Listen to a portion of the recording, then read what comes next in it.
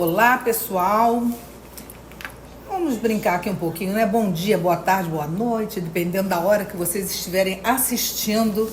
Pode ser ao vivo agora, pode ser no TikTok, pode ser no YouTube, né?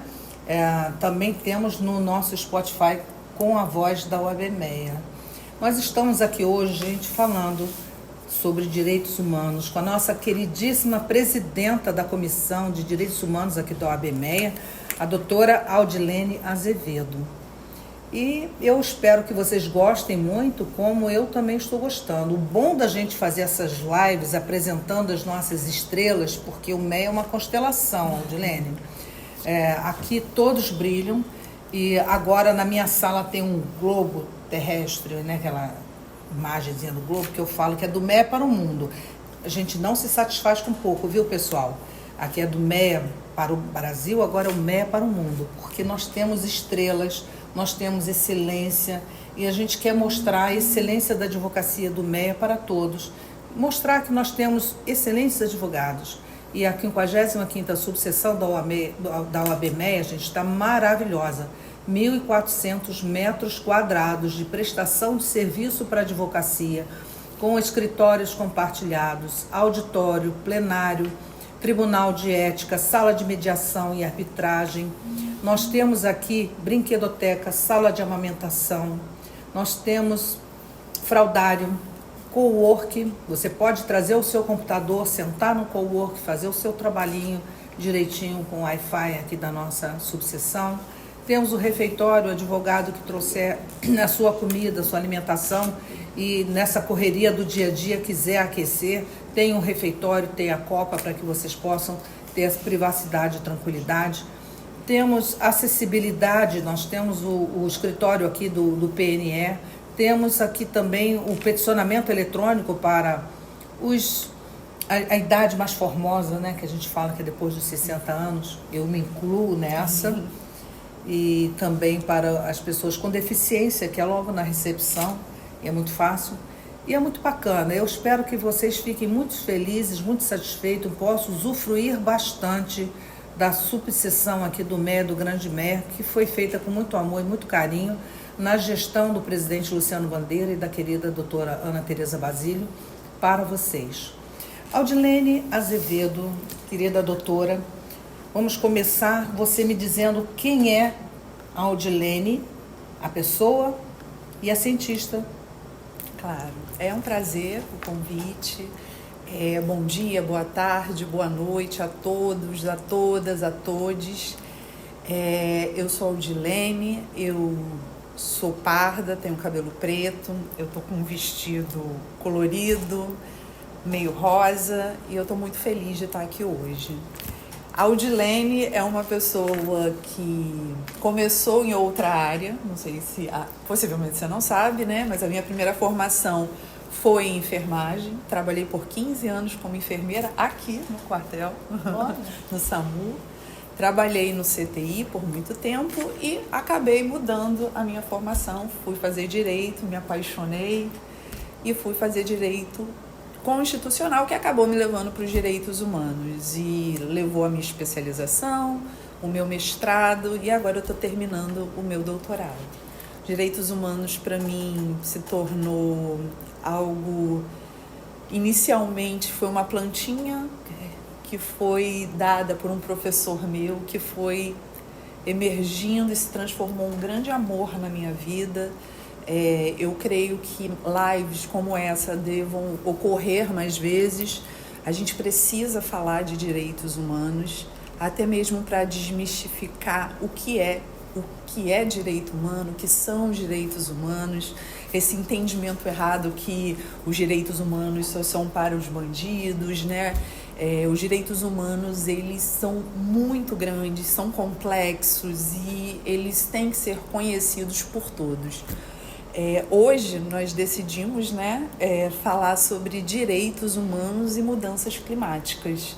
Você tem alguma coisa para falar? Não, eu acho excelente, porque é o ano do G20, né? Exatamente. O ano do G20, você tem os temas que falam sobre o direito ambiental, as mudanças climáticas E as legislações também que envolvem, nós estivemos recentemente na Cidade das Artes, com o Conselho Federal, foi na época inclusive do nosso Colégio de Presidentes, e é muito importante todos se conscientizarem e entender o que a doutora Audilene vem trazer para todos vocês nessa live. Vamos ouvi-la. Claro. Bem, eu gostaria de começar trazendo algo que é muito importante. As mudanças climáticas e as emergências climáticas, elas estão ocorrendo, é um fato, é inegável, né?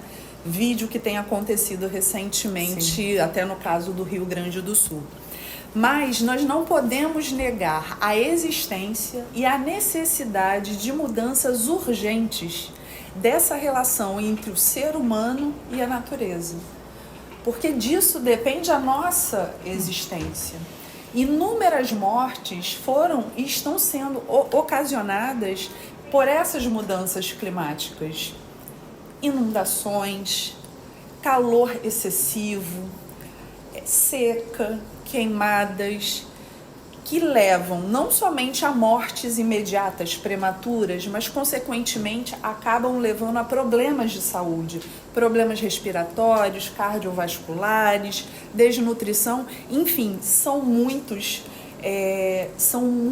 problemas que a população enfrenta em virtude das mudanças climáticas, das emergências climáticas, que nós não temos ainda um grande diálogo para a sociedade. A sociedade tem que entender que a hora da mudança é agora. Na realidade, já deveria ter ocorrido inúmeras mudanças, mas agora não tem mais o que se falar não tem mais como tolerar nenhum momento de não cuidar de mudanças que vão acabar levando mesmo a nossa própria inexistência enquanto ser humano. Sim, eu lembro ainda na fase de criança, a gente ouvia falar muito sobre a questão do buraco de ozônio. Sim. E que o pessoal falava assim, olha gente, daqui a pouco você não vai ter mais as árvores, o oxigênio, e o mundo vai acabar. E começaram então as nações se reunir para tratar desse assunto. E hoje, na atualidade, a gente vê o quanto isso vem gerando problemas para as cidades, com risco mesmo de perecimento, né? Sim, sim. Um fato interessante, até acho que é importante a gente citar, que ontem foi o Dia Internacional do Meio Ambiente, né? E houve um encontro na ONU. E o nosso, eu sempre esqueço o nome dele, mas ele é o secretário-geral da ONU, ele disse, a mudança tem que ser agora. E ele usou um termo muito interessante, nós temos que evitar um inferno climático. As comissões têm apresentado inúmeros relatórios mostrando que 80% de probabilidade do aumento da temperatura global ultrapassar os limites estabelecidos no Acordo de Paris nos próximos 5 anos. E isso vai gerar graves problemas para a população, principalmente para as populações vulneráveis. Uma das mais atacadas vai ser o direito à alimentação. Vai faltar alimento. Isso é real. Lógico.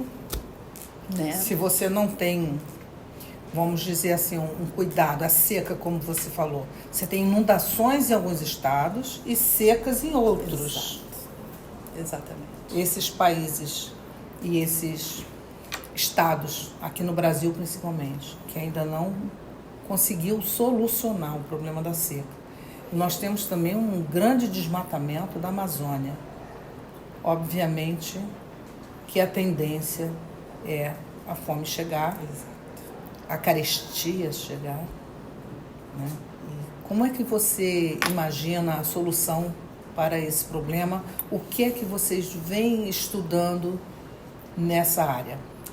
Nossa, nós temos inúmeros estudos, até interessante falar que eu fazendo merchan aqui, né, da Comissão de Direitos Humanos à Alimentação Adequada, que é uma comissão nova, tem inúmeros GTs. Então você me disse, inclusive, na seccional, né? Na nossa OAB seccional. Temos um GT de mudanças climáticas e foi possível reunir, né, inúmeros com pessoas que estão discutindo em se aproximar de movimentos sociais, até mesmo para entender a necessidade deles. Porque você poderia até me ajudar. Vamos pegar o estado do Rio de Janeiro. Sim. Nós tivemos muitos problemas aqui no estado do Rio de Janeiro. Em 2011, na região serrana, né, uma das maiores tragédias, com mais de 900 mortos e mais de 300 recentemente, nós tivemos. Em 2022, Petrópolis novamente. Exatamente. Né? E uma que eu ainda era enfermeira, 2010, Morro do Bumba. Lembro. Né, que o Morro do Bumba era uma comunidade que ela foi criada, ela foi construída em cima de um lixão em Niterói. Depois de uma semana de chuva intensa, ela acabou havendo o deslizamento e mais de 50 pessoas morreram. Sim. E no Réveillon de 2010, também chuvas acabaram atingindo Angra dos Reis e Ilha Grande. A gente pode aqui falar em inúmeros acontecimentos, né? A gente tem muitos problemas de deslizamento aqui no estado do Rio de Janeiro. Fora o de Brumadinho, fora... Rio Grande do Sul, né? Então, assim, o Brasil tem sido um palco de desastres ambientais, né? Que acabam levando a inúmeras violações de direitos humanos, mas principalmente da população mais vulnerável. Ela que se encontra ali, exatamente, porque cada grupo dividido socialmente, economicamente, vai encarar essa mudança climática de uma forma. Vou te perguntar, por que essa crise climática também é uma crise de direitos humanos? Por conta da fome, por conta da falta de abrigamento, por falta de estruturas ou políticas públicas? O que está acontecendo? Os motivos são diversos, né? Primeiro a gente tem que destacar que o direito a uma vida em um ambiente sustentável é um direito humano. Não tem como ser humano viver se ele não tiver um ambiente adequado. Né? E de acordo com a ausência de políticas públicas, infelizmente, o direito à moradia, o direito ao saneamento básico, o direito à alimentação adequada, o Estatuto da Cidade, como é que a gente vai fazer, onde essas pessoas estão morando. Não, é muito fácil você olhar para uma comunidade e, claro, é uma forma de mitigar, mas você alertar, toca uma sirene, você sai correndo da sua casa para você tentar salvar a sua vida. Né? Então, assim, é muito difícil, é algo que deveria ter sido enfrentado há muitos anos, mas esse é o atual cenário que nós temos. E a gente tem que encontrar meios para resolver isso. São muitas questões, vou te chamar de Audilene. Pode chamar. Somos colegas aqui, vamos facilitar. Por favor. Né?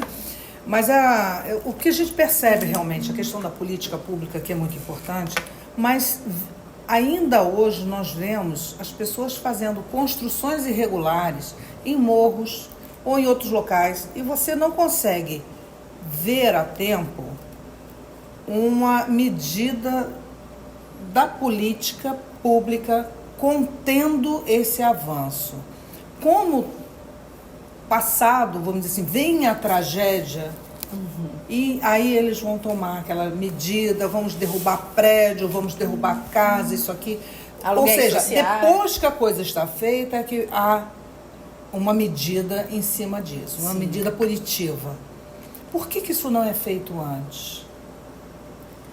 Olha, é uma pergunta muito interessante, mas creio eu que não há interesse. Pois é. Outra coisa que eu também observo, a gente escuta sempre falar, eu acho que, inclusive aqui na nossa casa, nesse projeto de cidadania que a gente tem e quer implantar, é falar sobre o Estatuto da Cidade. Você ouve falar, mas quantas pessoas leram, entenderam, questionaram, estudaram o Estatuto da Cidade? Por quê? todo mundo reclama de alguma coisa. Reclama da política, reclama disso, mas você não vê como se fosse assim, uma escola de políticas, um preparo para que os nossos políticos possam trazer essas informações ao povo, né, que vota, que confia, e trazer essas melhorias de meio ambiente.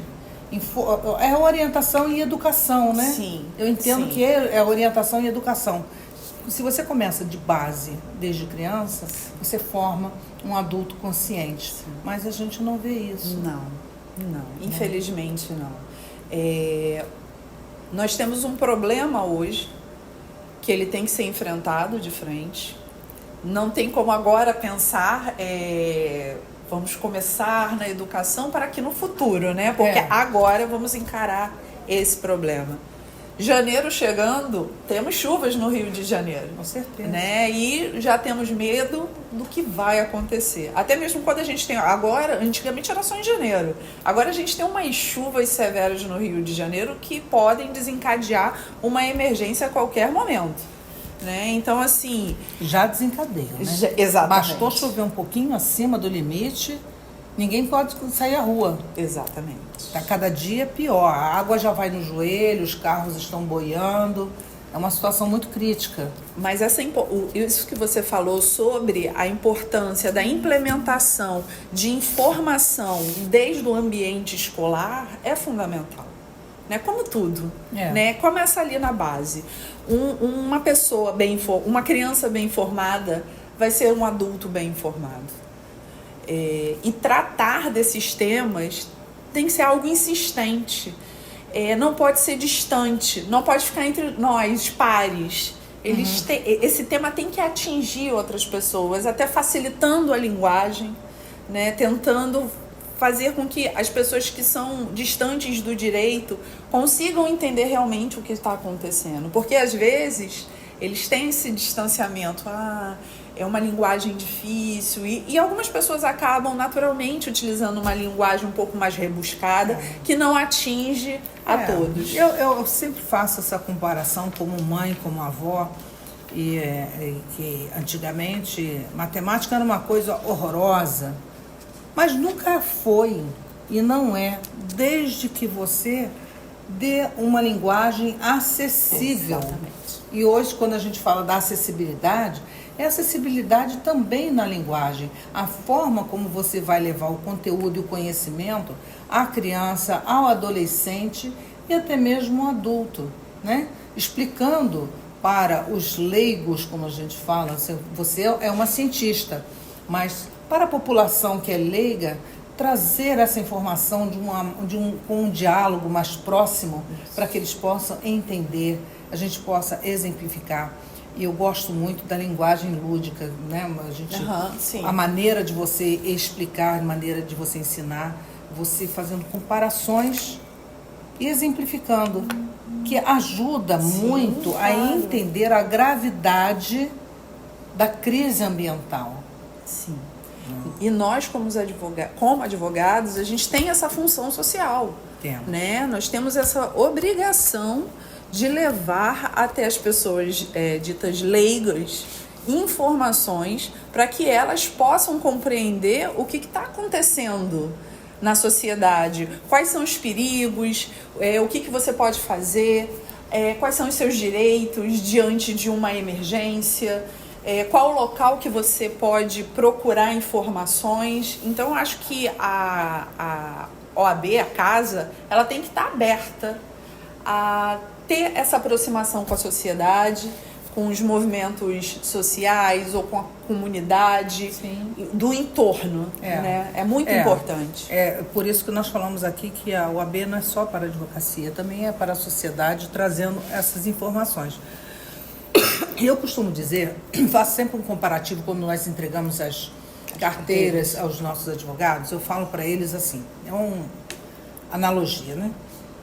A advocacia é agro, porque você ara o terreno, né? Você semeia, quando você trabalha um processo, os jovens advogados às vezes imaginam que honorários chegam assim, né? E não é. Tudo é um trabalho, Sim, tudo é um uma processo. construção. Assim como a gente fala que o Brasil é agro. E com essa crise climática, como é que fica as nossas produções agrícolas? A questão da fome, a questão da climática, como é que fica tudo isso? Então, esse é um ponto que existe muitos conflitos. O direito ambiental, ele trata do aspecto antropocêntrico, ou seja, o ser humano está aqui e a natureza ela pode ser utilizada pelo ser humano, porque ele é o centro do planeta. Uhum. Isso acabou desencadeando uma legitimidade desse ser humano consumir recursos naturais de forma livre. E não há possibilidade disso acontecer. Eu não traria o contraponto que seria o biocentrismo, que seria o direito à natureza, ele ser considerado um direito humano e trabalhar junto com o ser humano. Tipo, o direito à natureza, ele teria o mesmo peso e a mesma importância do ser humano, porque são coisas muito extremas. Mas nós temos que pensar numa transição desse antropocentrismo para esse biocentrismo, porque essa hegemonia antropocêntrica, ela não vai dar conta. Ela não vai dar conta de toda a destruição, de toda a destruição da natureza que acaba levando às mudanças climáticas e às emergências climáticas. Nós temos que traçar um caminho. Nós temos outros países aqui, nossos vizinhos, que já fizeram essa mudança, né? Mas de algo mais extremo, que é o biocentrismo, né? Que eu acho que aqui vai ser um pouco mais difícil, como a senhora mesmo falou, sobre esse desenvolvimento, né? Que nós temos do agronegócio, mas a gente tem que equilibrar. Temos que encontrar uma solução para esse equilíbrio. O que não dá é mais para utilizar a natureza ao bel prazer do ser humano, utilizando somente a natureza para utilidade. Isso é impossível. A gente vai acabar com a natureza. Eu acho muito interessante que o comissário ontem, geral da ONU, ele falou: no clima, nós não somos os dinossauros, somos o meteoro. E é exatamente isso que tem acontecido em relação aos direitos da natureza, o direito ambiental, que até são coisas distintas, né? Exatamente. É uma reflexão muito grande, né? Exatamente. É uma reflexão muito grande. Inclusive, você, antes de nós começarmos, você estava me falando sobre o congresso que vocês vão ter, né? Gente, vocês não sabem, a doutora Audilene aqui também é da Fiocruz. Isso. Olha que espetáculo. Eu não estou dizendo para você que nós temos excelência aqui no Meia, ó. Eu sou do Departamento de Direitos Humanos e Saúde e Diversidade Sexual, eu estou lá como colaboradora, e nós até passamos os 2 últimos dias planejando, né, um congresso internacional de direitos humanos e saúde, um congresso nacional que vai ocorrer no final de novembro e início de dezembro. A gente só não quer dia 10 porque dia 10 é o Dia Universal dos Direitos Humanos, mas todos estão convidados. Depois eu vou disponibilizar as datas, ótimo, a programação, os convidados. Eu acho que os convidados vai ser um ponto máximo, né? Máximo, que muitas pessoas vão se interessar. Que maravilha. Então, utilizando como exemplo essas emergências climáticas que aconteceu no Rio Grande do Sul e no Brumadinho, isso é uma das perguntas Sim. que nós temos aqui, né? Quais as maiores violações de direitos humanos? Gente, eu vi tantas. São inúmeras. A gente pode ficar falando, mas eu acho que vamos utilizar uma grande, o direito a uma vida digna, que acaba levando inúmeras outras violações. Vou começar do comecinho, como a gente fala assim nos podcasts, né? Vamos começar do princípio. O que foi, para quem não acompanhou, gente, o que foi que aconteceu no Rio Grande do Sul? Porque muitos falam assim que foi as barreiras, né? Sim, foi de contenção que não suportaram. Mas por que as barreiras de contenção e o que foi que aconteceu para gerar toda essa tragédia ambiental e humanística, né? Porque Exatamente. foram muitas vidas perdidas. Antes dessa tragédia, houve uma tragédia em 1941, não com essas dimensões, né? Mas houve essa tragédia, né? Não houve, realmente eu desconhecia. Até hoje, né? Eu não quero entrar em questões políticas, mas as barragens, segundo alguns especialistas, elas não estavam funcionando adequadamente para haver a contenção ou tentativa de contenção ou mitigar, né, pelo menos esse aumento, né, essa invasão de água pelas cidades. Né? As cidades são mais baixas. Exatamente. Como Amsterdã, né, é mais baixa, mas Amsterdã já tem uma estrutura para isso, né? Então acabou acontecendo isso. Creio que muita coisa ainda vai acontecer, muitas investigações políticas, por que não foram feitas contenções, por que não foram feitas outras coisas, já que se sabia que poderia haver chuvas intensas que aumentariam o volume de água nos rios, que poderia acabar levando a grandes problemas, como foi essa tragédia horrível que ocorreu no Rio Grande do Sul. Inclusive, existe essa previsão de 7 cidades, né, ou 7 estados que estão propensos a ter o mesmo problema, né? O avanço do mar e as chuvas. Exatamente. Gerar esse tipo de problema, quando já temos também várias cidades do Nordeste que o mar vem tomando seu espaço, né? O aumento do nível do mar tem ocorrido. Isso tem a ver com os aterramentos também? Não. Não, é o aquecimento global. O aquecimento global, né? As geleiras. Exatamente. Mas, dando continuidade à sua explicação com relação ao que aconteceu no Rio Grande do Sul, e aí? Como é que ficam esses direitos humanos? Como ficaram essas pessoas? Bem... Perderam tudo, né? Tudo. Houve uma coisa... Assim, eu acho que o importante é que houveram movimentos voluntários muito importantes. Né? Eu acho que sem esse voluntariado, o governo, né, não ia dar conta. Né? Muitas pessoas, mesmo perdendo tudo, voltaram para ajudar as outras pessoas, né? Os animais também, né? Até aquele cavalinho ficou lá, virou um símbolo, né? Foi. Mas, apesar de tudo, a reconstrução vai demorar.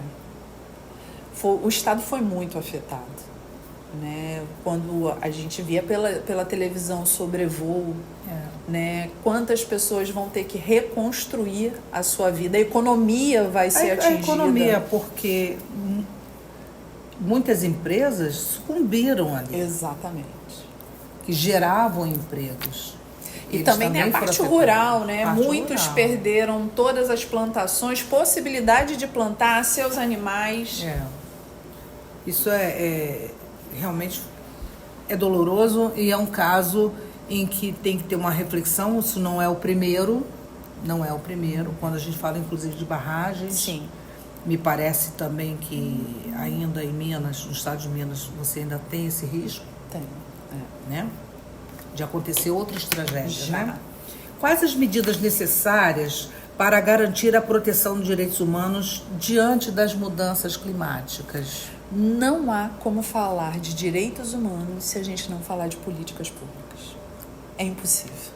A gente precisa de políticas públicas eficazes, que saiam realmente de discussões teóricas, que são importantes, né? Sim, lógico. Mas que sejam ações efetivas.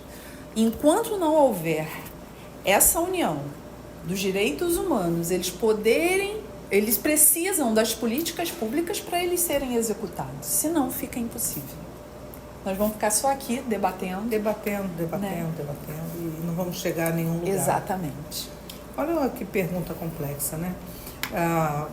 Fora do Brasil, você tem muitas universidades renomadas que trabalham diversos estudos, inclusive climáticos. Aqui no Brasil nós temos alguma que foque a questão da política pública e esses estudos e elas em conjunto produzam algum tipo de modificação? Bem, na Fiocruz eu posso dizer que essa temática ela vai ser um dos temas do nosso congresso, até mesmo porque a gente precisa falar disso, precisamos falar. Nós estamos convidando pessoas de outras universidades fora do país, justamente para que nós possamos fazer uma união e se aproximar. A gente precisa se conhecer, né? Para entender até onde está a sua pesquisa, até onde está a minha pesquisa, né? Então, esse movimento de aproximação é importantíssimo. Claro, nós temos pessoas que pesquisam sobre mudanças climáticas, de extrema relevância, mas a gente tem que passar da pesquisa para ir para a ação, né? A pesquisa está aí, ela está pronta para você mostrar, olha aqui. Essa é a pesquisa. Convidar a vocês, internautas que estão nos assistindo e que têm interesse nesse trabalho, nessa pesquisa, a procurar também a doutora Audilene, da Comissão aqui de Direitos Humanos, da UAB-MEA, para que vocês possam fazer um trabalho super bacana, porque nós também aqui temos a revista eletrônica com artigos científicos. Queremos pontuar essa revista, queremos fazer um trabalho, gente, queremos realmente realizar um trabalho de excelência. E até para fazer uma revista física, precisamos de pesquisadores que realmente queiram levar a sério esse tipo de trabalho.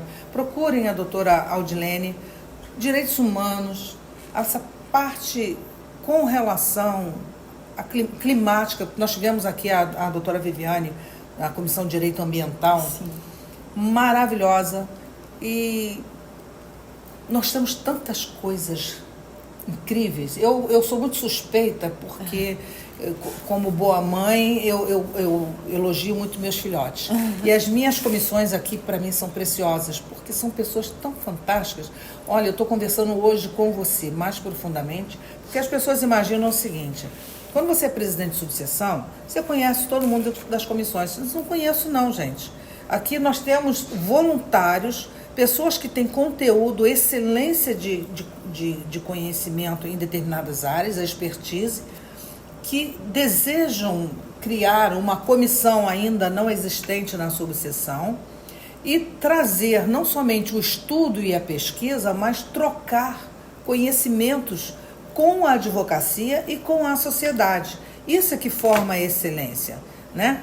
E quando vocês trazem as perguntas, quando vocês têm os trabalhos e encontram alguém que possa trazer através disso alguma coisa que possa fazer um projeto de lei, né?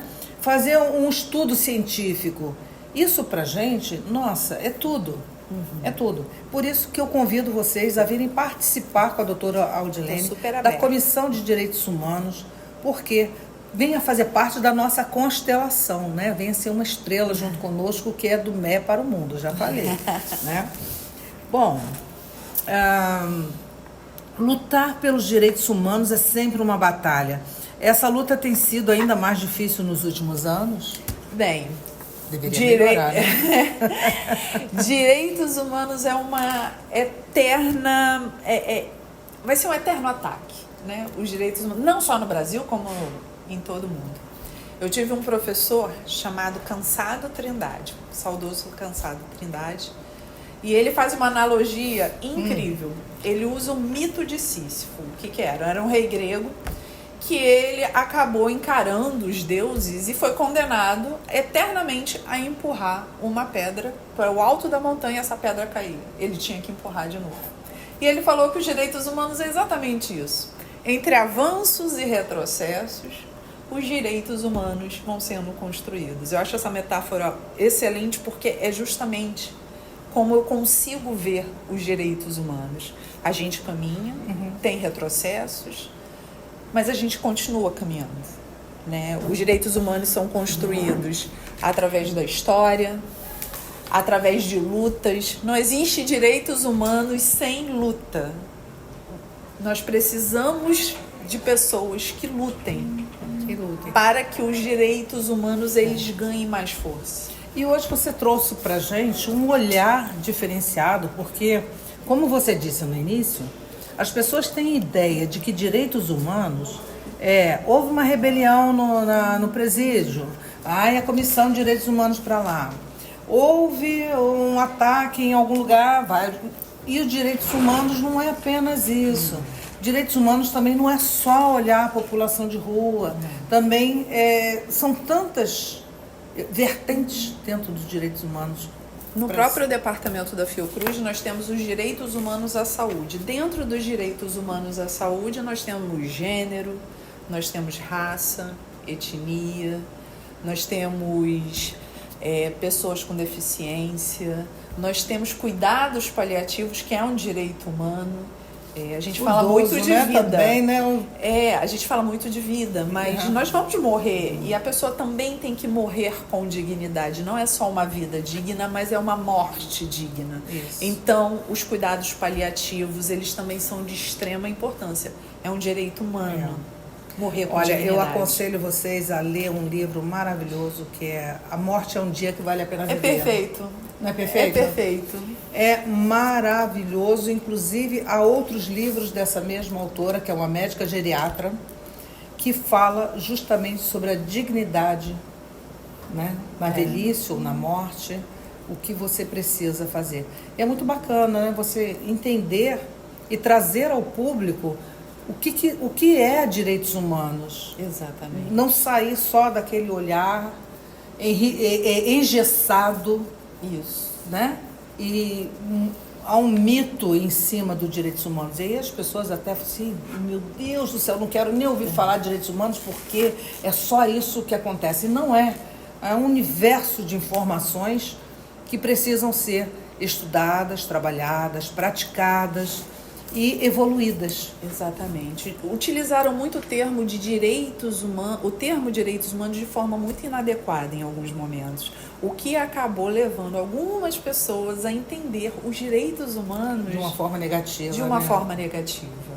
Né? Quando a gente fala de direito humano do idoso, que é super importante, o direito humano da criança e do adolescente, o direito humano à mulher, aí a gente vai para violência, a gente vai para violência obstétrica e é uma gama muito grande. Ela não se resume a pessoas encarceradas. Os direitos humanos é muito maior. Muito bacana. Fez aqui para isso, porque nós temos aqui a Comissão de Direito do Idoso, nós temos a OAB Mulher, essa parte da violência obstétrica. Tanta gente ainda nos dias de hoje não entende o que é violência obstétrica. Muitas de nós passamos por isso e na época a gente normalizava. Normalizava aquele comportamento inadequado num momento tão importante. E algumas vovós e mamães ainda passam isso para suas filhas e é absurdo, né? Vamos caminhando para o nosso finalzinho. Sim. Mas eu queria saber de você também o seguinte, pela sua experiência, o que nós poderíamos esperar para o futuro dos direitos humanos em relação às questões climáticas? Olha, é uma pergunta ampla. Eu acho que ela ainda está sendo construída, como muitas coisas dentro dos direitos humanos. Mas, como eu havia falado, nós temos que parar de olhar para o mundo como se o ser humano fosse o centro do universo. Nós fazemos parte desse planeta e devemos compreender que a natureza é finita. Enquanto não houver esse entendimento, os direitos humanos vão continuar sendo violados. Infelizmente.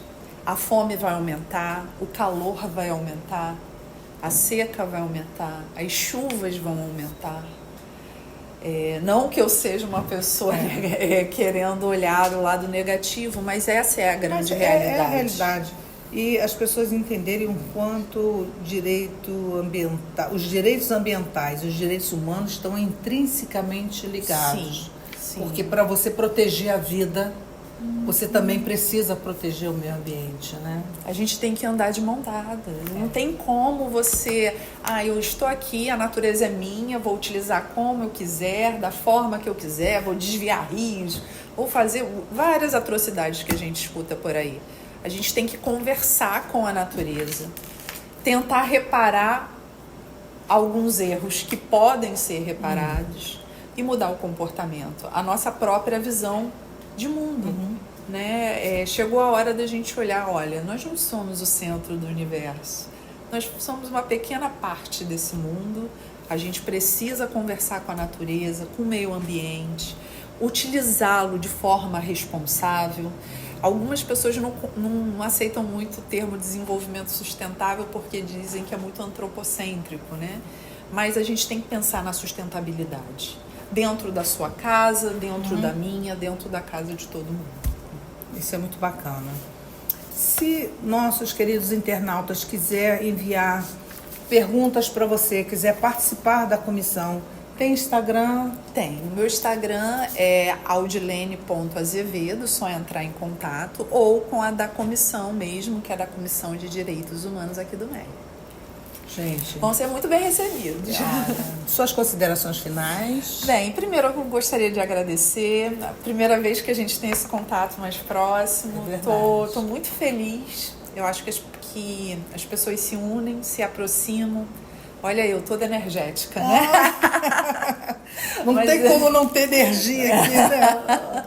Então, eu estou muito feliz. Eu espero que nós possamos ter outros papos ou se aprofundar mais, quem sabe, né, sugestões, vai ser muito interessante. Nossa, eu vou ficar muito feliz se você fizer workshops, seminários, palestras aqui, porque o nosso interesse é contribuir com a sociedade, contribuir também dentro daquilo que nos for possível, né, claro, com a política pública voltada aos direitos humanos, ao meio ambiente, e fazer essa conexão, né? Exatamente. Que é fantástica. E conto também com vocês, gente, para vir participar conosco, trazer as temáticas, trazer os artigos aqui. Sugestões, né?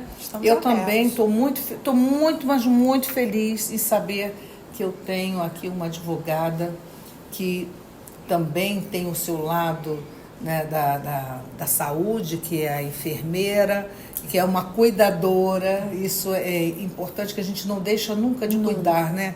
O cuidar é uma coisa que faz parte, acho que, de qualquer ser humano. Eu acho que eu acabei levando isso para o direito. Pois é. Eu sempre, vamos dizer assim, trabalhei com números também, com contabilidade, mas eu falo que o direito é tão amplo, tão gostoso e tão fantástico. E o melhor do direito é quando você consegue multiplicar todas essas informações e trazer para todos o conteúdo, porque é tão grande. Na minha época não tinha essa questão da especialização, era tudo generalista. Salvo raras exceções que você tinha o direito criminal, né? Mas, assim, no contexto geral, o advogado era que nem clínico geral. Clínico geral, você tem que saber de tudo. Como? Você não é advogada, tem que saber de tudo. Mas é fantástico esse mundo das especializações. Olha que nós temos muitas especializações, temos ainda muitas comissões temáticas que estão para serem criadas ainda este ano. Acho que é importante também, não querendo te cortar, informar que lá no Departamento de Direitos Humanos nós temos inúmeras especializações, elas não são pagas. Você passa por um processo seletivo, né? Você pode entrar no site da ENSP, Departamento de Direitos Humanos e Diversidade Sexual. Vocês vão encontrar lá inúmeras especializações relativas aos direitos humanos e são maravilhosas. Olha que bacana. Viu, gente? Venha conosco. Audilene, olha, muito obrigado. Vamos fazer aqui o nosso coração quentinho para o nosso público. Olha, gente, tá? Eu espero que vocês tenham amado essa live tanto quanto eu hoje realmente amei. Aliás, eu amo tudo, mas sinceramente, você trouxe para mim hoje um olhar que normalmente eu não tenho com relação... Não tem assim, não é algo negativo, não, mas eu não olhava os direitos humanos sobre o aspecto ambiental. né? A gente tem aquela mania de colocar cada coisa numa caixinha. Sim. Então, se eu estou falando direito ambiental, para mim é o direito ambiental. Esse entrelace com os direitos humanos é uma visão muito gostosa. E é o que eu falo para vocês. A gente não sabe tudo, estamos todos os dias aprendendo, se construindo e reconstruindo. E a gente não tem que ter vergonha disso, gente. Isso é do nosso ser humano. Aprender, evoluir, crescer e fazer coisas boas. Tá bom? Muito obrigado pela audiência de vocês. Multipliquem as nossas informações, as nossas lives. Venham conosco, venham conhecer aqui pertinho. Tem tanta coisa boa, vocês vão amar. Ó, um beijo, coração quentinho para todo mundo.